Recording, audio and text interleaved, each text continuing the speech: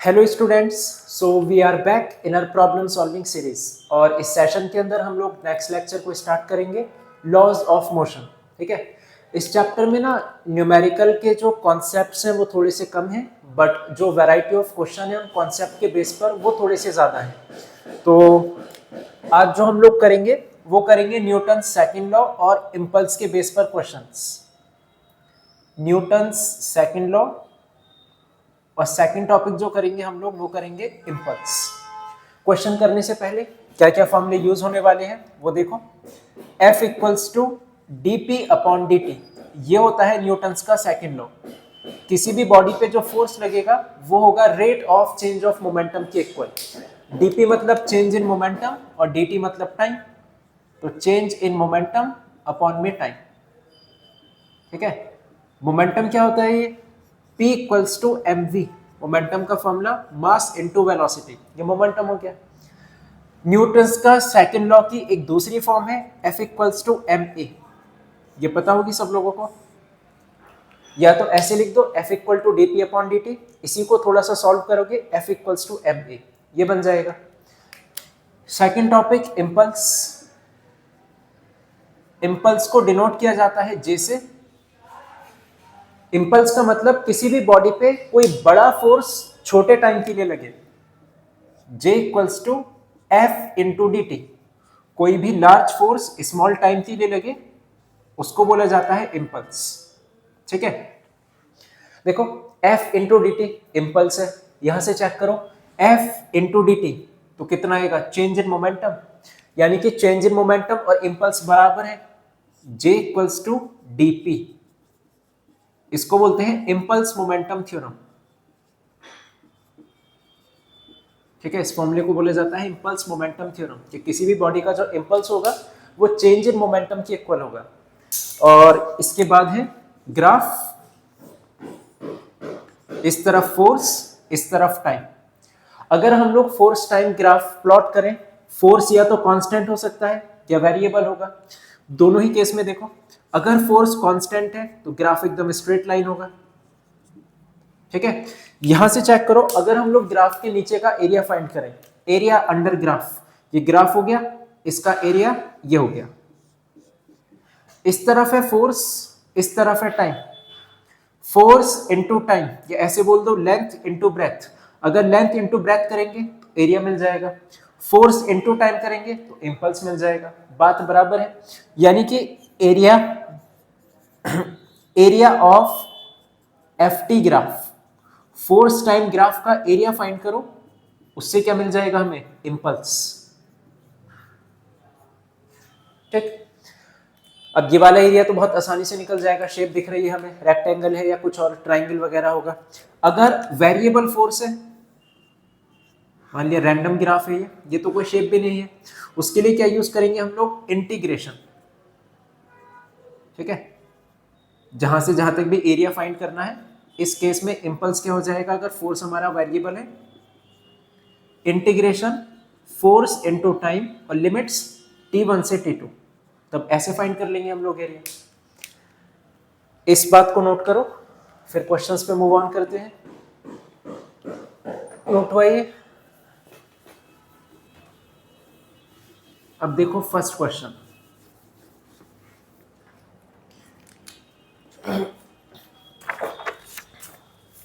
बोला गया a car of mass 1000 kg is acted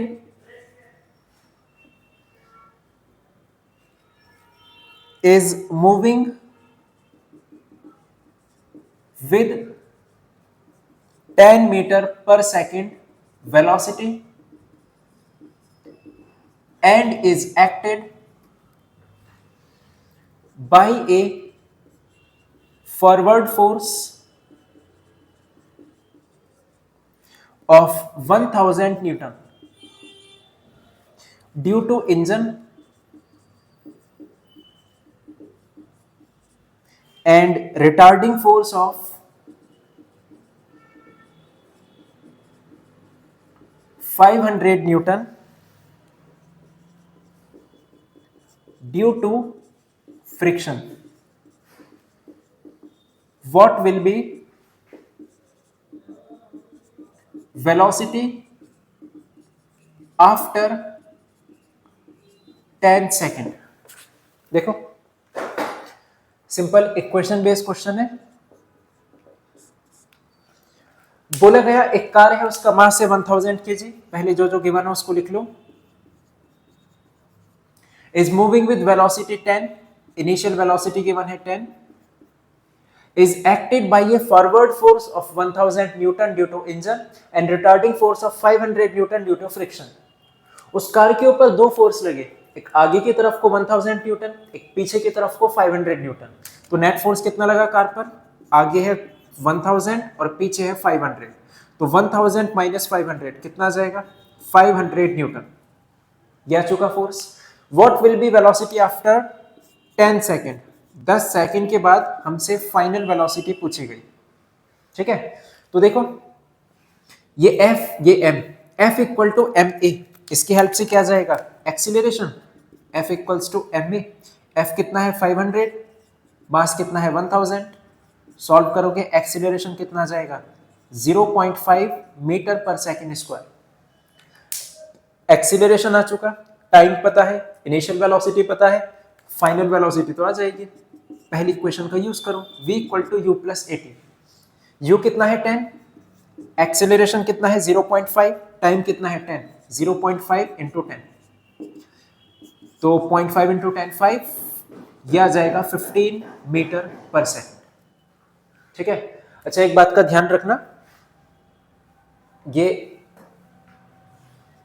हाँ चलो नोट करो इसको।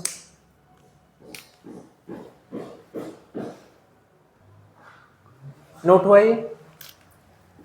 Next question,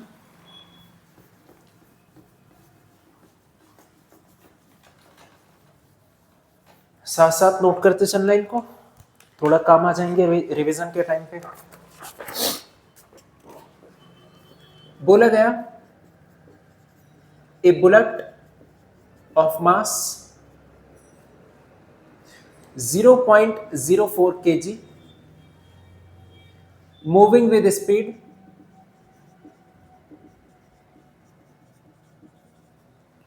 90 meter per second enters a wooden block and is stopped after 60 centimeter. Find average resistive force exerted by block on bullet। देखो बोला गया एक wooden block है, लकड़ी की एक ब्लॉक रखी है, ये हमने क्या किया? एक गोली चलाई तो ये बुलेट निकली, उसमें से बुलेट आई, उसका मास कितना है? 0.04 kg। कितना स्पीड से आई?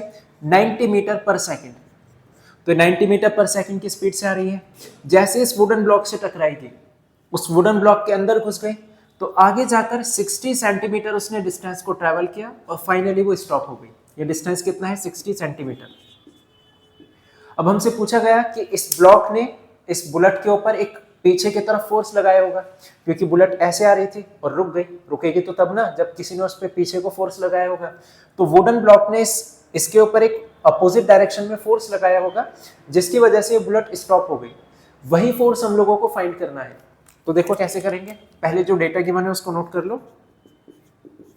मास है 0.04 kg, इनिशियल वेलोसिटी है 90 मीटर पर सेकेंड। बाद में जाकर ये बुलेट स्टॉप हो गई, फाइनल वेलोसिटी है 0। डिस्टेंस कितना कवर की उसने? 60 सेंटीमीटर। मीटर में चेंज करोगे तो 0.6 मीटर। ठीक है। थर्ड इक्वेशन से एक्सीलरेशन आ जाएगा v square minus u square equal to 2as। v कितना है? 0 माइनस u का स्क्वायर, u कितना है? 90 इक्वल टू एक्सीलरेशन कितना है वो तो नहीं पता हमें, s डिस्टेंस कितनी है? 0.6। तो 90 into 90 upon 2 into 0.6 equal to acceleration. इसको सॉल्व करोगे एक्सीलरेशन आ जाएगा। ठीक है, 2 से ये गया 45, पॉइंट हटाया 0 लगा, 3 2 ज़ा 6, 3 1 ज़ा 3, 3 5 ज़ा 2 4 ज़ा 2 5 ज़ा 0, 15 45 0। एक्सीलरेशन आ जाएगा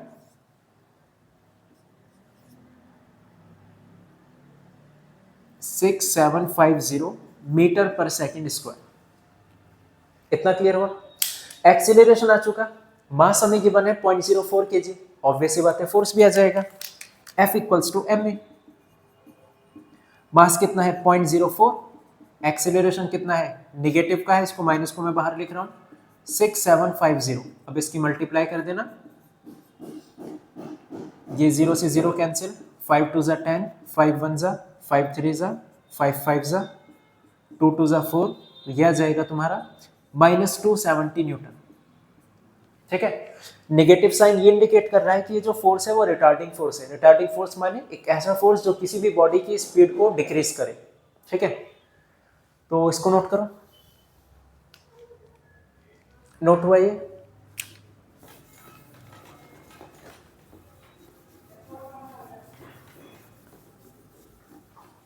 next question,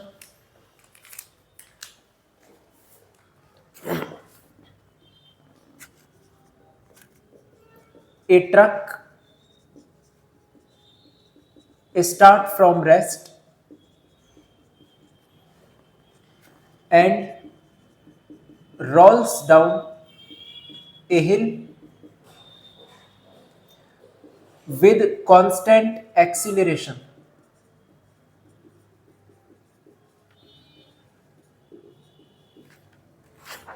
It travels a distance 400 meter in 20 seconds. Calculate the acceleration and force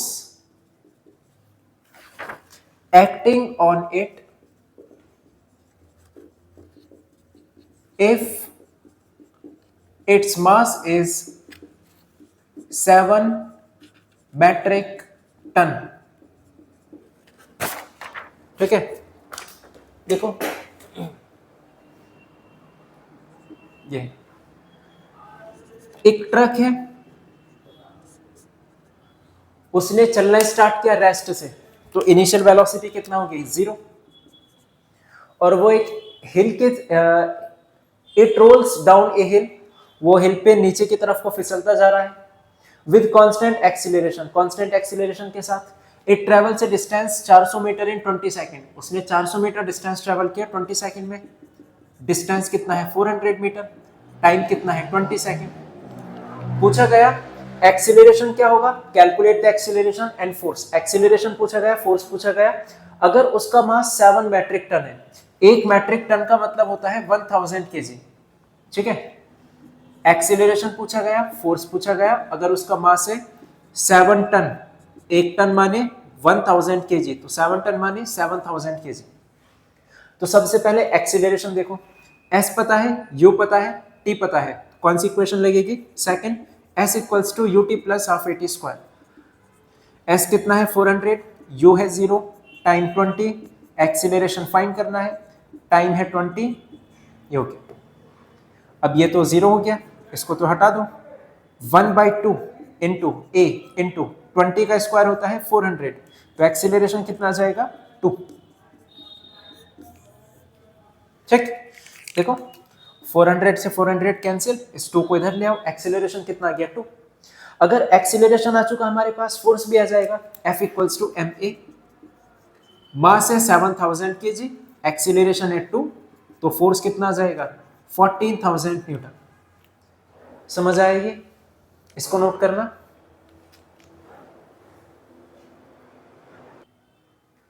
note हुआ ये? Next question,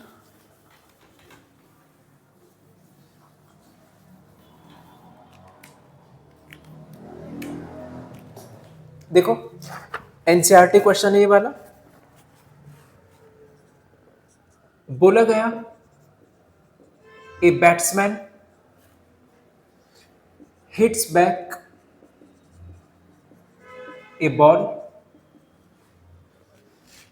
straight in the direction of bowler without changing its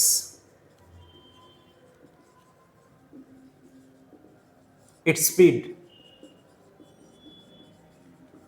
of 12 meter per second if mass of ball is 0.15 kg, find impulse imparted to ball। ठीक, देखो समझो इसको। अभी तुम लोग को इंपल्स के फॉर्मूले लिखाए थे स्टार्टिंग में एकदम, जिसमें से एक था impulse equals to change in momentum. Impulse माने चेंज इन मोमेंटम। बोला गया एक बॉल आई, उस बॉल की स्पीड कितना थी 12 मीटर पर सेकेंड। बॉल का मास कितना था, बॉल का मास 0.15 केजी। ठीक, एक बैट्समैन खड़ा है, उसने क्या किया, इस बॉल को 12 मीटर पर सेकंड की स्पीड से जो आ रही थी उसको हिट किया और ये बॉल वापस जा रही है एग्जैक्टली उसी पाथ पर सेम स्पीड से 12 मीटर पर सेकंड। अब बता रहे हैं कि इंपल्स कितना होगा, तो इंपल्स होता है चेंज इन मोमेंटम। जैसे डिनोट करते हैं इंपल्स को, चेंज इन मोमेंटम। ठीक है, अब मोमेंटम में चेंज फाइंड कर लो। इनिशियल मोमेंटम कितना है, mass into velocity, 12 into 0.15 minus final momentum कितना है, मास इंटू वेलोसिटी, अभी भी मास वही है, वेलोसिटी वही है। अब ध्यान ये रखना, वेलोसिटी एक वेक्टर क्वांटिटी है और वेक्टर क्वांटिटी में डायरेक्शन बहुत ज्यादा मैटर करती है। अगर इसकी वेलोसिटी आगे को है 12 तो इसकी वेलोसिटी अपोजिट डायरेक्शन में 12 नहीं बोलेंगे, उसको बोला जाएगा -12। ये वाली बात क्लियर, क्योंकि डायरेक्शन अपोजिट है तो वेलोसिटी क्योंकि वेक्टर क्वांटिटी है और डायरेक्शन बहुत मैटर करती है, अगर इसको 12 बोला तो ये -12 हो जाएगा। ठीक, तो मास इनटू वेलोसिटी, मास कितना है अभी सेम ही है 0.15, वेलोसिटी कितना है -12। ये बात क्लियर। ये है हमारा इनिशियल मोमेंटम, लिख देता हूं मैं यहां पे इनिशियल मोमेंटम, और ये है फाइनल मोमेंटम। तो बस चेंज निकालना है, माइनस कर दिया इन लोगों को, इन दोनों को सॉल्व कर लो। यह आ जाएगा 1.8 माइनस माइनस माइनस प्लस, ये भी 1.8, यह आ जाएगा 3.6। इंपल्स की यूनिट जो मोमेंटम की होगी, मोमेंटम क्या होता है, मास इनटू वेलोसिटी, मास की केजी, वेलोसिटी की मीटर पर सेकंड। ये समझ आया, इसको नोट करो। इसके सिमिलर क्वेश्चन और करते हैं अभी।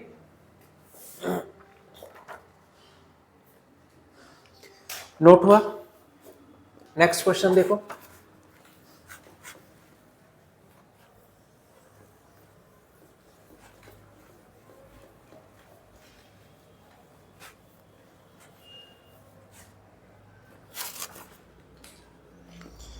देखो, एक cricket ball of mass 150 gram,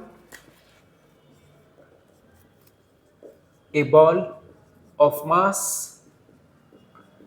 150 gram is moving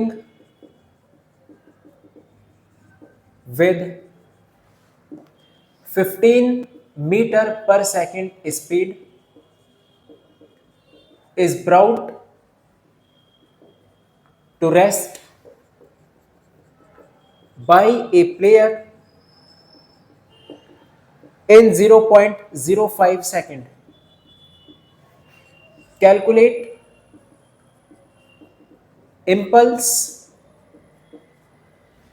and average force exerted by player।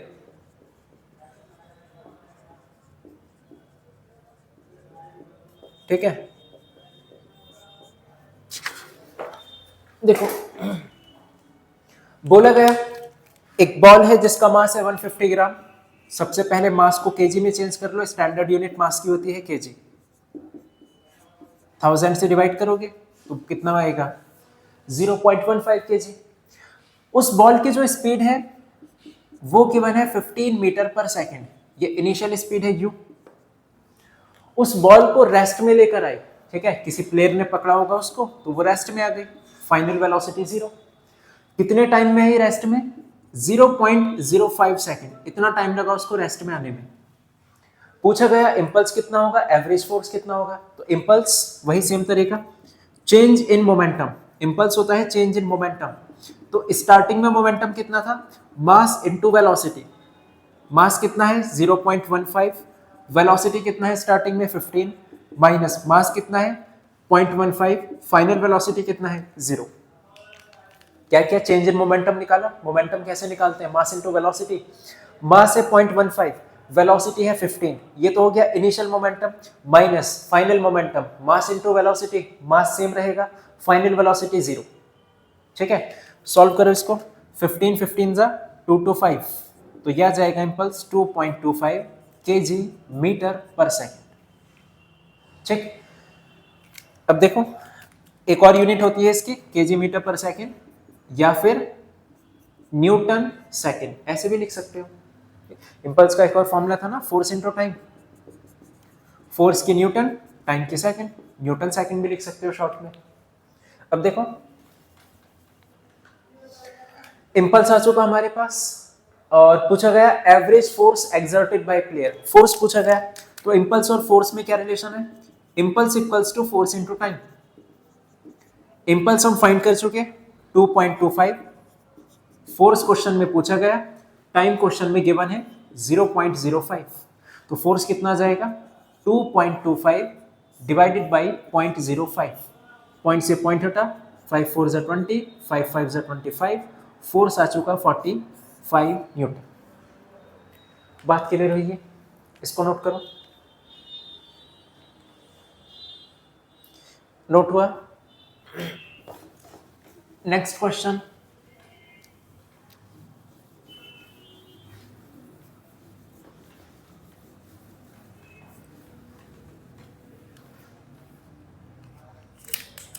देखो ये अच्छा क्वेश्चन है, थोड़ा ध्यान से समझना इसको। A ball moving with momentum of 5 kg meter per second strike against a wall at an angle of 45 degree and is reflected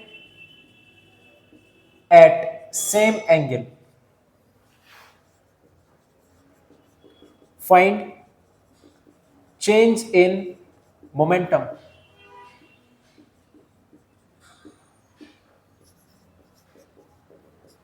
देखो ध्यान से समझना इस क्वेश्चन को, अच्छा क्वेश्चन है।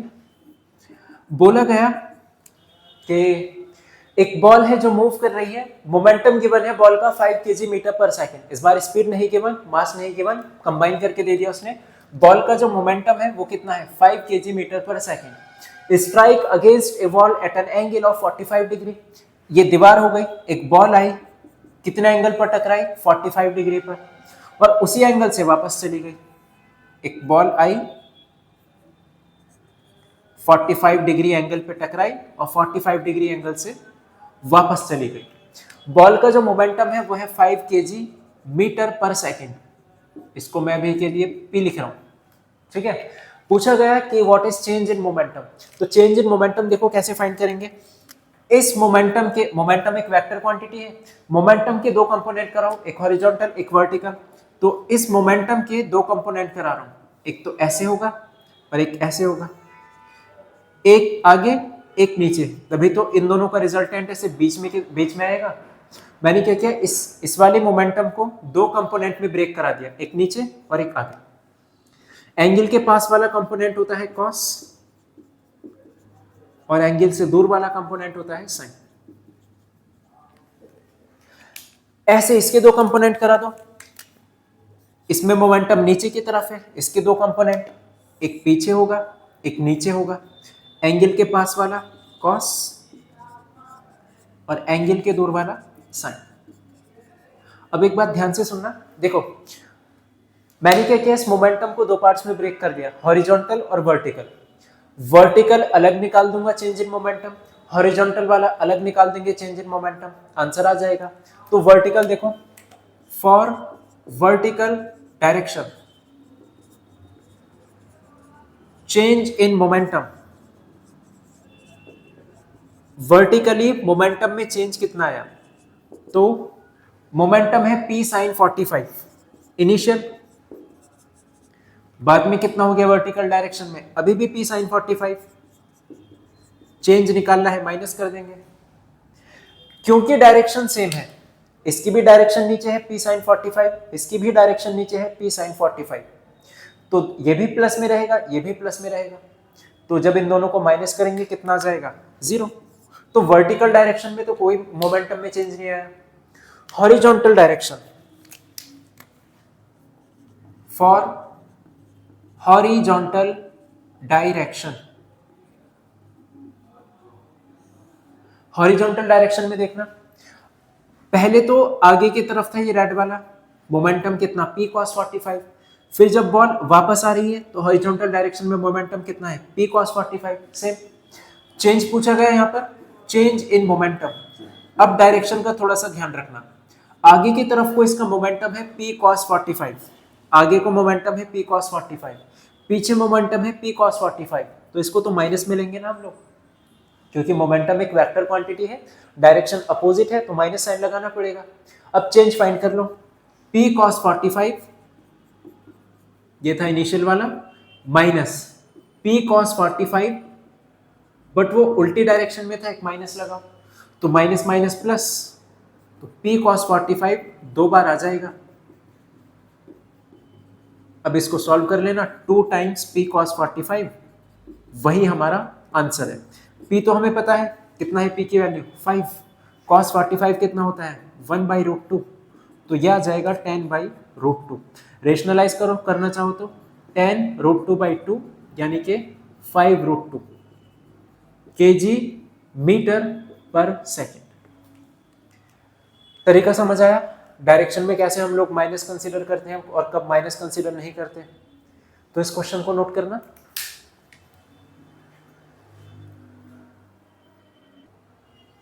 नोट हुआ ये, एक लास्ट क्वेश्चन,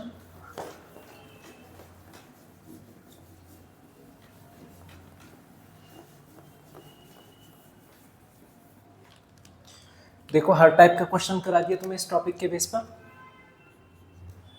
हम लोगों को एक ग्राफ गिवन है कुछ इस टाइप से, फोर्स और टाइम के बीच का हमें ग्राफ गिवन है, इस तरफ फोर्स है और इस तरफ टाइम है सेकंड में और फोर्स है न्यूटन में, और ग्राफ कुछ ऐसा गिवन है,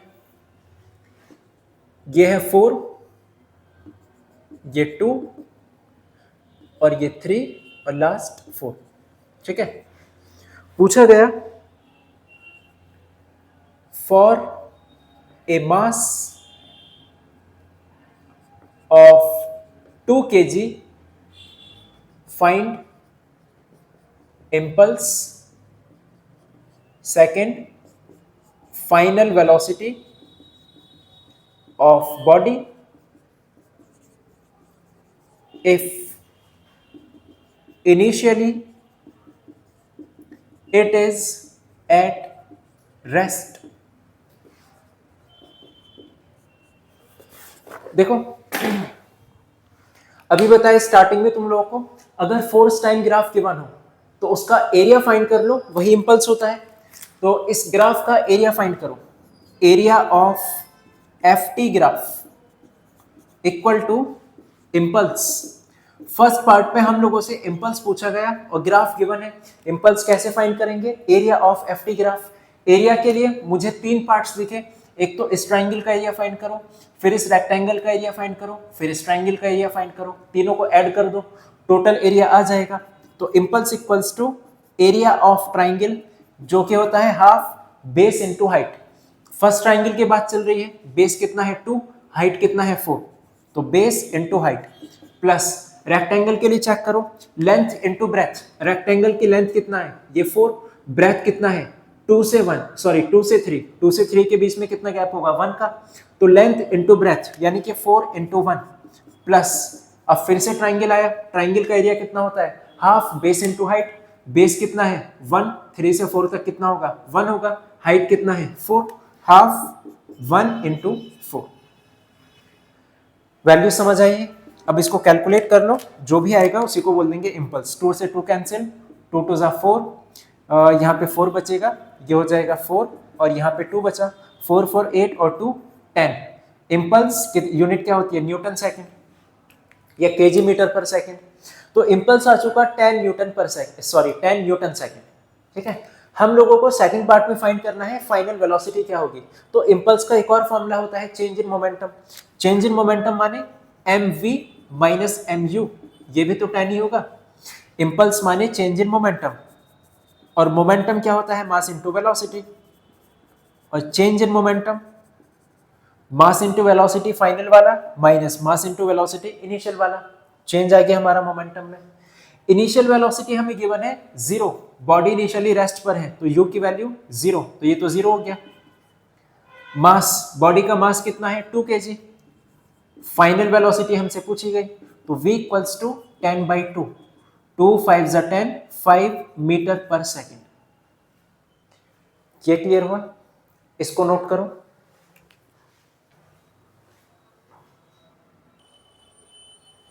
ये नोट हुआ? तो इस लेक्चर के लिए बस इतना ही, बाकी हम लोग करेंगे नेक्स्ट लेक्चर में स्टार्ट कंजर्वेशन ऑफ मोमेंटम और न्यूटन्स थर्ड लॉ, उनके बेस पर क्वेश्चंस करेंगे। तब तक इनकी प्रैक्टिस करते रहना। All the best.